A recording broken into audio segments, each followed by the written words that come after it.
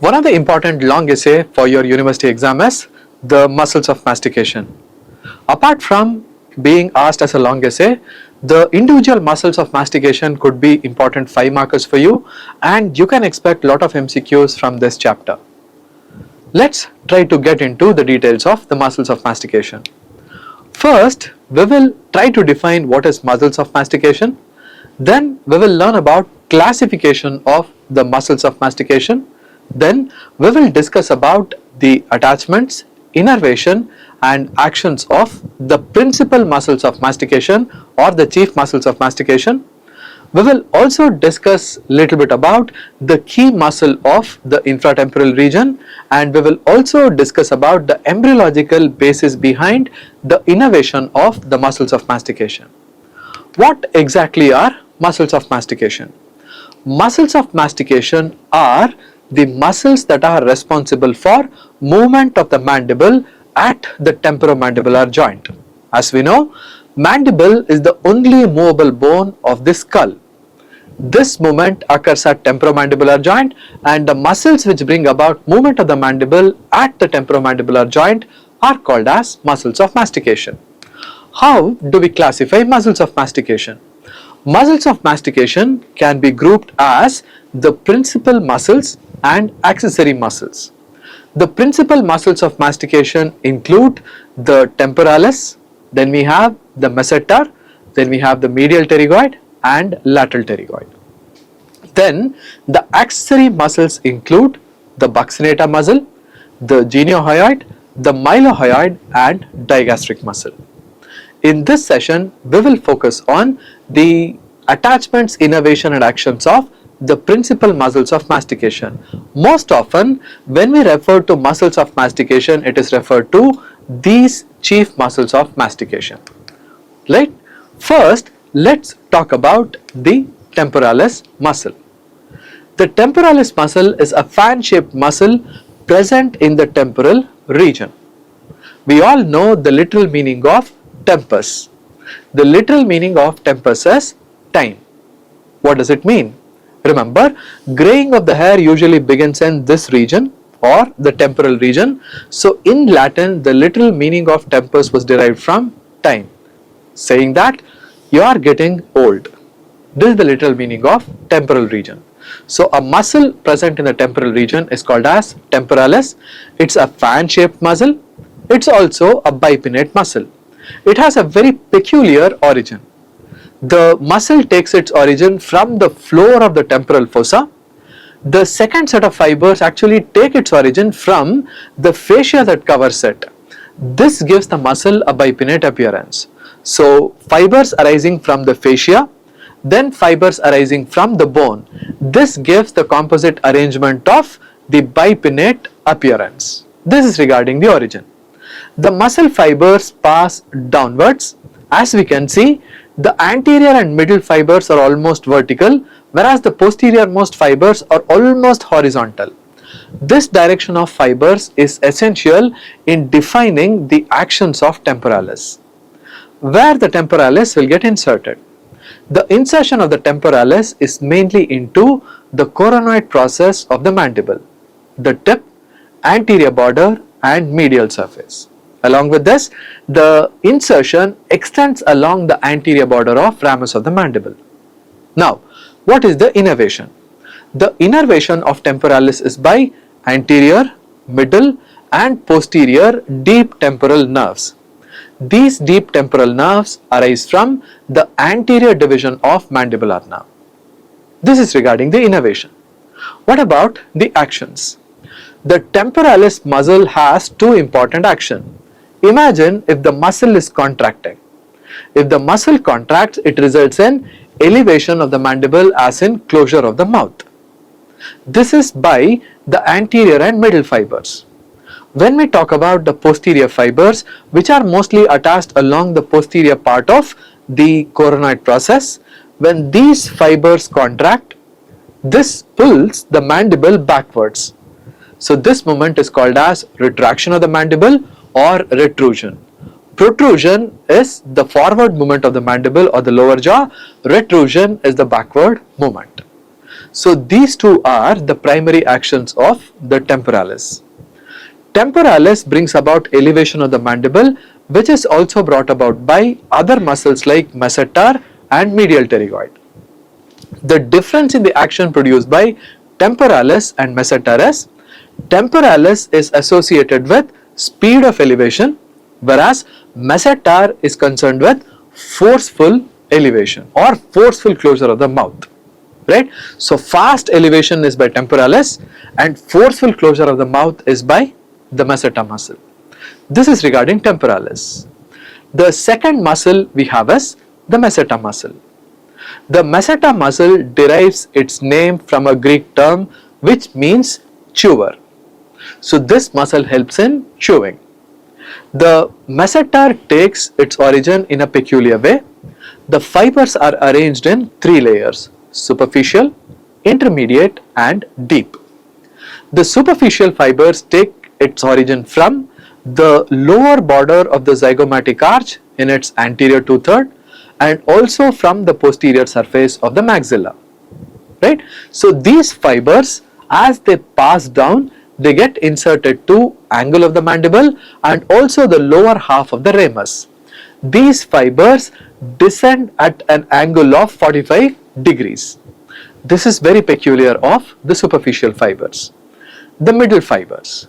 The middle fibers come from the deep surface of the zygomatic arch and also the posterior one-third of the lower border of the zygomatic arch, right? These fibers actually descend vertically and they get inserted to the middle of ramus of the mandible.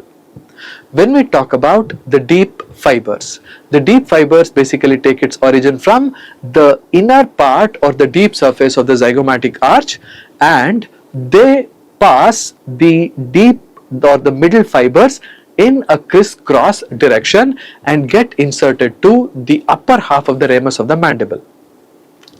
So the middle fibers and the deep fibers cross each other in the form of X, and that is why masseter muscle is also an example for cruciate muscle. Can you think of one more cruciate muscle which is present in the head and neck? In the larynx we have this muscle which crosses across each other. So think of a muscle which is a crisscross muscle or an example for cruciate muscle, right? So this is regarding the origin and insertion of the masseter muscle. The innervation of the masseter is from the masseteric nerve, which is a branch coming from the anterior division of mandibular nerve. What about the action? The masseter helps in elevation of the mandible, and this is associated with the force of closure rather than speed. So if you want to bite someone very hard, this is the muscle. When people ask you to clench your teeth, as you clench your teeth in anger, this is the muscle that will help you in clenching of the teeth. This is regarding masseter. Then the next important muscle we have is the lateral pterygoid. Now what about lateral pterygoid muscle? The lateral pterygoid muscle is also called as the key muscle of the infratemporal region. We will discuss why. The lateral pterygoid is also peculiar because this is the only muscle of mastication which can depress the mandible and open the mouth. What about the attachments of lateral pterygoid? Lateral pterygoid can be seen only after the removal of ramus of the mandible, right? The lateral pterygoid arises by two heads, an upper head and a lower head. The upper head takes its origin from the infratemporal surface on crest of the greater wing of the sphenoid. The lower head takes its origin from the lateral surface of the lateral pterygoid plate. Both the fibers, the upper head and the lower head, they pass backwards. The major insertion of lateral pterygoid is into pterygoid fovea, a depression below the head of the mandible. Apart from this, lateral pterygoid gets inserted to the articular disc of the temporomandibular joint and also to the capsule of the temporomandibular joint. This is regarding the attachments. The innervation of the lateral pterygoid is by the pterygoid branches to the lateral pterygoid muscle or nerve to lateral pterygoid, which comes again from anterior division of mandibular nerve. What about the actions of lateral pterygoid? Lateral pterygoid can bring about three important actions. The first action, this can bring about depression of the mandible. Again I'll repeat, this is the only muscle of mastication. Please underline this. This is the only muscle of mastication which can bring about depression of the mandible. But this is not the only muscle that can bring about depression of the mandible. There are other muscles and other factors which depresses the mandible. We shall discuss. Apart from depression of the mandible, as in opening of the mouth. So every time you want to eat something, this is the muscle which helps in opening of the mouth. Then the other two actions are when the medial pterygoid and lateral pterygoid of both the sides, all four muscles contract together, this results in protrusion of the mandible. So medial pterygoid and lateral pterygoid of both sides, all four muscles when they contract, they bring about protrusion of the mandible. Can you tell me which muscle brings about the opposite action? It is the posterior fibers of temporalis, which results in retraction or retrusion. Then the third important action is when the lateral pterygoid of one side alternately contacts with the medial pterygoid of the opposite side, this brings about side to side movements which is essential for chewing. So if you remember the last two actions of the lateral pterygoid, you can mention the same for the medial pterygoid. This is regarding the actions of lateral pterygoid. Now, apart from the lateral pterygoid, what other factors can bring about the depression of mandible? Remember, the other muscles which can bring about depression of the mandible are digastric and geniohyoid. Remember, when we talk about the principal muscle which depresses the mandible, it is the digastric muscle and geniohyoid, it is not lateral pterygoid. Only when we think of the four muscles of mastication, the chief depressor becomes lateral pterygoid. Otherwise, the chief depressor of the mandible is digastric muscle and geniohyoid. Then comes lateral pterygoid. Apart from these muscles, gravity can also bring about depression of the mandible. Right? This is regarding other factors which can depress the mandible. Then, why do we call lateral pterygoid as the key muscle of this region or the infratemporal region? This is because of the key relations of the lateral pterygoid. Of all the four principal muscles of mastication, lateral pterygoid itself could be an important 10 marker for you. Right? Now, why the lateral pterygoid is called as key muscle of the infratemporal region? Because of its important relations. First, let's see about its superficial relations. As we said, you will not be able to see lateral pterygoid unless you remove the ramus of the mandible. So, masseter muscle, ramus of the mandible, the superficial head of medial pterygoid, these are three important structures which lie superficial to the lateral pterygoid muscle. Apart from this, we have the branches coming from the first part of the maxillary artery which pass superficial to this. Right? Done. Then, what about the deep relations?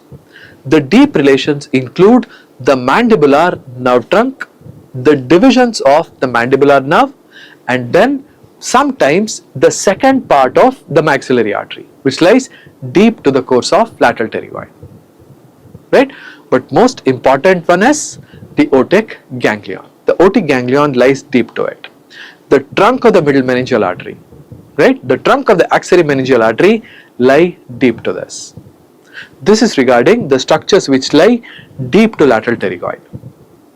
Then there are few structures which emerge from the upper border of lateral pterygoid.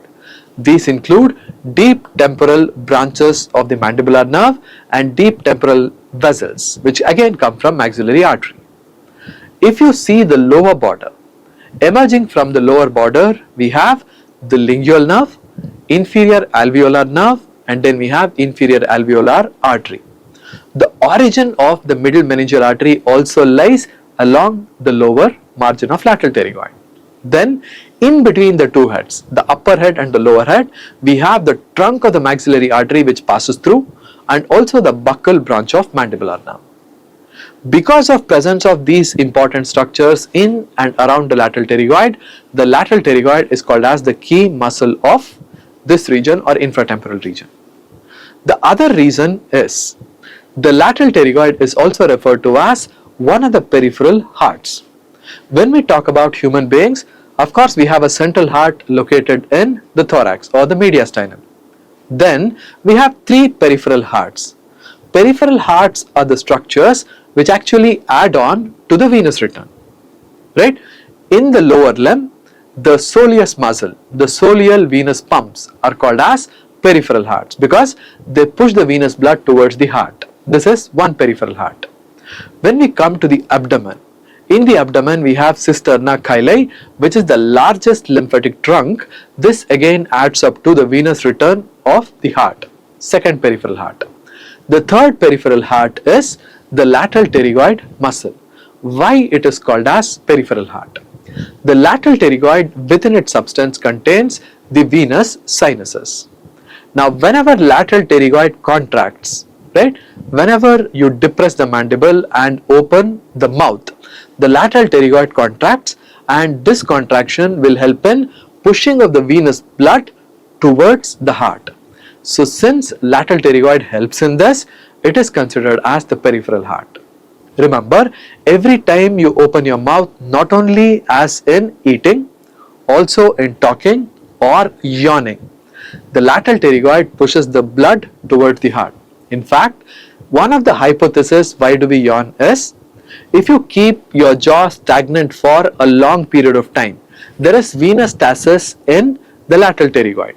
This venous stasis will also cause stagnation of venous return from the brain, resulting in less oxygenated blood reaching the brain.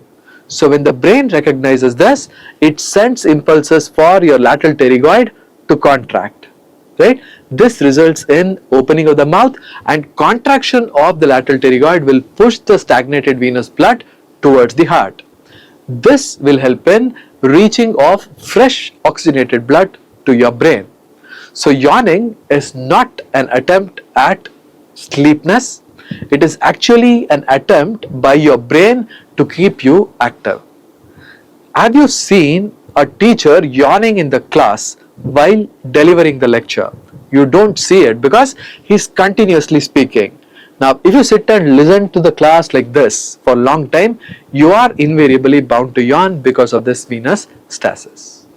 So this is one of the reasons why we call the lateral pterygoid as the peripheral heart. So remember these three peripheral hearts, and this is very often asked in your viva, right? Usually experienced teachers ask this as a viva question. Okay, so this is regarding lateral pterygoid. Then the last of the muscle that we should discuss is the medial pterygoid. What about the medial pterygoid? The medial pterygoid muscle, similar to lateral pterygoid, arises by two heads, but here it is a superficial head and a deep head rather than upper and lower head. The superficial head takes its origin from the posterior surface of the maxilla and its tuberosity, whereas the deep head takes its origin from the medial surface of the lateral pterygoid plate. Both the heads are separated by the lateral pterygoid muscle. What about the insertion of medial pterygoid? The insertion of medial pterygoid actually mirrors the insertion of masseter muscle. If masseter is attached to the outer surface of the ramus of the mandible, medial pterygoid is attached to the inner surface and also the inner surface of angle of the mandible. So this is the primary insertion of the medial pterygoid. What about the nerve supply? The nerve supply of the medial pterygoid is by nerve to medial pterygoid.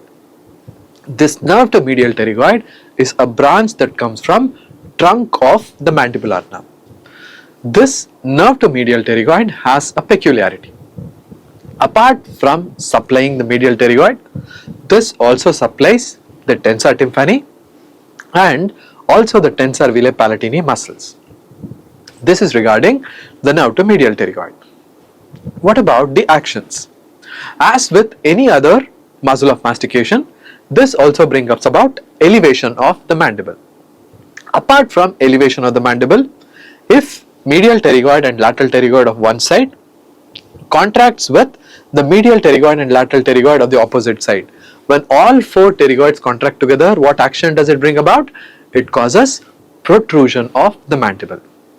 When medial pterygoid of one side contracts alternatively with the lateral pterygoid of the opposite side, it brings about side to side movements. So these are the three primary actions of the medial pterygoid muscle. So this is regarding the attachment, actions and innervation of the muscles of mastication. What about the clinical anatomy? One of the most important clinical aspects related with muscles of mastication is lockjaw. Lockjaw, also called as trismus, was originally believed to be seen only in case of tetanus. Now this is a condition which is characterized by the closure of mouth and very difficulty in opening of the mouth. Normally, mouth can be opened up to an extent of 40 to 60 millimeters, the distance between the incisors. But on an average, 35 millimeters is the maximum jaw opening that we can do in average day-to-day life. Whenever we have difficulty in opening of the mouth, let it be of any cause, right? This is called as lockjaw or trismus. There are various causes for lockjaw, but remember, the spasm of muscles of mastication results in difficulty in opening of the mouth, and this is what we call as trismus or lockjaw. Then muscles of mastication are known for myofascial pain, especially due to temporomandibular joint disorders. So these are some of the important clinical aspects that we must remember in relation to muscles of mastication. What about the embryological basis of innervation of these muscles of mastication? All muscles of mastication are developed from the first pharyngeal arch. So these are the muscles of first pharyngeal arch, and hence they are supplied by nerve of the first pharyngeal arch, which is the mandibular nerve. Now remember, mandibular nerve not only supplies these muscles of mastication, but also supplies the tensor tympani, tensor velae palatini, then anterior belly of digastric. So all these muscles are also considered to be developed from the first pharyngeal arch. This could be a possible viva question for you. This is regarding the detailed anatomy of muscles of mastication. As I said, this could be an important 10 marker. Lateral pterygoid itself could be an important 10 marker for you. So let's quickly summarize. Muscles of mastication are those which move the mandible at temporomandibular joint. They are grouped as principal muscles and axillary muscles. Principal muscles include temporalis, masseter, lateral pterygoid and medial pterygoid. Axillary muscles include digastric, genioid, mylohyoid and buccinator. Often we refer the muscles of mastication as chief muscles of mastication. Temporalis takes its origin from the temporal fascia and the temporal fossa, gets inserted to coronoid process, elevates the mandible and brings about retraction of the mandible. The masseter muscle arises by three distinct sets of fibers, superficial, middle and deep. The middle and deep fibers cross each other in the form of X, and hence it is an example for cruciate muscle. The masseter muscle brings about forceful elevation of the mandible or forceful closure. The lateral pterygoid muscle is called as the key muscle of infratemporal region because of its important relations. It arises by an upper head and lower head. Upper head arises from the infratemporal surface and crest of the greater wing of the sphenoid, gets inserted to the pterygoid fovea, articular disc and then the capsule of the temporomandibular joint. This brings about depression of the mandible. This is the only muscle of mastication which depresses the mandible, but this is not the only muscle which depresses the mandible. The depression of the mandible is mainly caused by geniohyoid and digastric and also by the gravity.